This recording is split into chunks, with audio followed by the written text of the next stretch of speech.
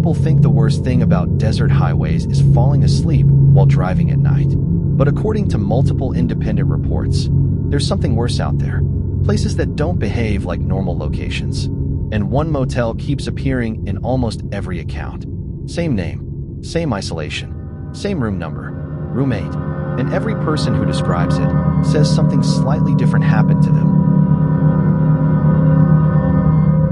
This first account comes from a man who said he was driving through Nevada in 2021. He had been on the road for almost 9 hours. No traffic, no towns, just empty desert highway. At one point, his GPS stopped updating. Not turned off, just frozen. Like the road no longer existed in its system. Around midnight, exhaustion started setting in. He almost missed a turn and ended up drifting off the main highway. That's when he saw it. A motel sign. Flickering. Vacancy. The motel looked old, but not abandoned. Some lights were working, some weren't. The parking lot was empty except for a single dusty truck. And there was something strange about the silence. No insects, no wind, no background sound at all. Inside, an old clerk sat behind the counter watching static on a TV. He didn't greet him, just handed over a key. But when the man looked at it, his expression changed. Roommate. The clerk leaned in and said, "If you hear knocking, don't open the door." The man thought it was just a joke. But when he entered the room, everything felt wrong. The air was too still. The TV turned on by itself for a second, then shut off. Outside his window was an ice machine. Too close. Every time it turned on, it echoed inside the room. At first, it was normal. Then it started happening too often. Until 3:13 a.m., when it turned on, and didn't stop. When he looked outside, a tall figure was standing near it. Not moving, just facing his room. And it wasn't there a moment ago. Then came the knocking. Slow, controlled. From the door, a voice followed. "Hey, Ben, can you help me?" But something was wrong. It wasn't one voice anymore. It was layered, like multiple people speaking through the same mouth. Then it copied him, perfectly. "Hello," even though he hadn't spoken. The second report comes from a couple traveling through Arizona. Their tire blew out in the middle of nowhere. No signal, no help. They walked nearly 40 minutes before seeing a motel light in the distance.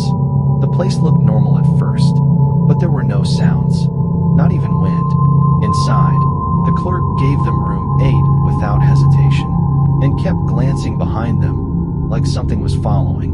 Later that night, Sarah saw a woman in the hallway, walking slowly, stopping at each door, listening. But when her husband looked, no one was there. Then the bathroom started moving, like someone was inside. But nothing was found, except the mirror, fogged from the inside. Then the voices started. First Sarah's voice, outside the door. "Open the door." But she was standing right there, not speaking. Then her husband's voice came next. Sarah, it's safe. But he was beside her. The realization hit them. Something outside was copying them. Then the message appeared on the mirror. "I found you." Of all the reports linked to the Desert Highway Motel, the final account is often considered the most disturbing, not because it is the most violent or the most detailed, but because it suggests something far worse. That room 8 doesn't just affect guests, it selects them. The account was submitted by Mark Reynolds, a long-haul truck driver who documented his experience shortly after what he described as a missing time incident during a night drive across New Mexico in early 2022. Mark stated that he had been driving through a severe sandstorm when visibility dropped so low that he was forced to exit the highway.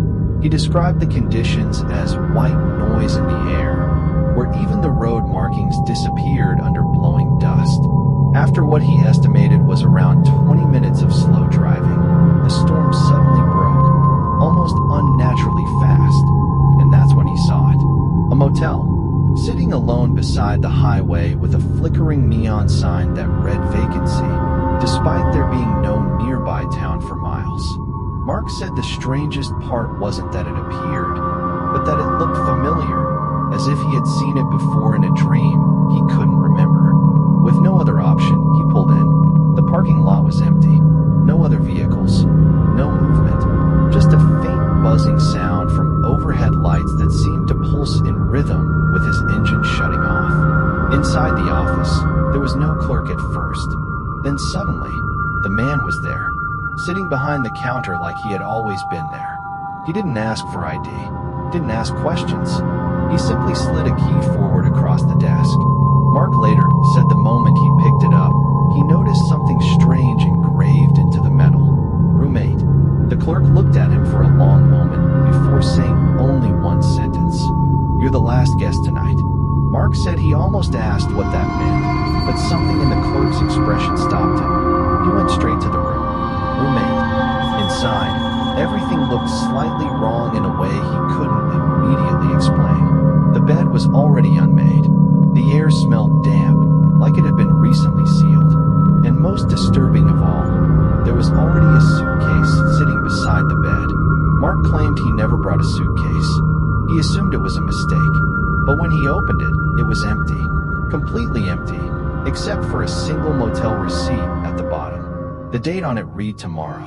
That was the first moment he felt something was seriously wrong. At around 2:30 a.m., the television in the room turned on by itself. Static filled the screen. Then a faint image appeared, just for a second, of the inside of room 8, but filmed from a corner angle that didn't match his position. Mark immediately turned it off, but every time he tried, it turned itself back on seconds later. Then came the sound from under the bed. Breathing. Slow. Deliberate. Mark said he dropped to the floor expecting an animal or intruder, but there was nothing there. Only silence. That was when the knocking started. Not from the door, from inside the walls. Each knock was spaced evenly, like something was moving through the structure of the room itself. Then the lights went out completely, and in the darkness, Mark heard a voice directly behind him. It sounded like him. Perfectly. You're already here. Mark ran toward the door and tried to open it, but the handle wouldn't move. Not locked in a normal way, but stuck, like the concept of outside had been removed. That was when he noticed something even worse.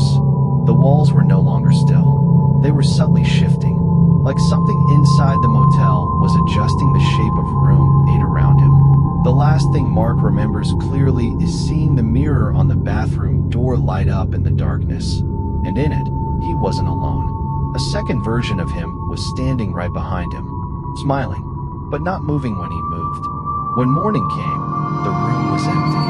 No suitcase, no television, no signs of struggle, just perfectly clean surfaces, as if nothing had ever happened there. But Mark never arrived at his destination, and according to transport logs later reviewed, his truck was found still parked on the roadside where he originally pulled over, engine off, doors locked, keys still inside. Inside the cab, his dash camera recorded only static after 2:31 a.m. But at exactly 3:13 a.m., the audio captured something very faint. An ice machine starting, somewhere in the distance.